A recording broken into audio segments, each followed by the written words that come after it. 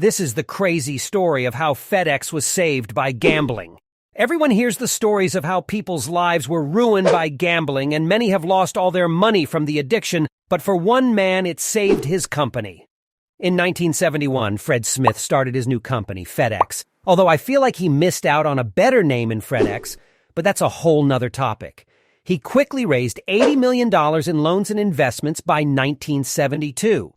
FedEx began operations in 1973 and was rapidly losing its fund money and fuel costs.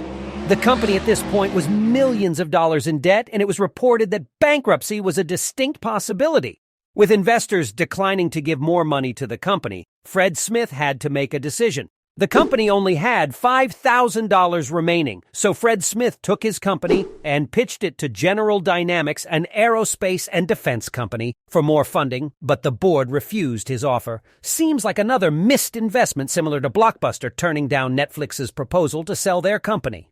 With no options left, Fred took a detour on the way back home and stopped in Las Vegas. Gambling his last $5,000, he managed to win $27,000 that night. When interviewed about this story, Fred said it wasn't everything the company needed to get running, but it was a good omen that things were going to get better and that he was very committed to the people that had invested in him. And if he was going to go down, he was going to go down with a fight. I can only imagine the logistical nightmare that would have ensued if he had lost that last $5,000 instead and gone bankrupt. But lucky for him, and lucky for you with that item that just arrived in 2 days, we don't have to think about that. Using the $27,000 in funds he won, he was able to fund a lot more revenue, which led to more investors willing to give Fred an extra $11 million in funding. The company reported a total of $1 billion in revenue that year, its first year in 1973. The company, probably with a little help from the pandemic, reported $93.5 billion in revenue in 2022.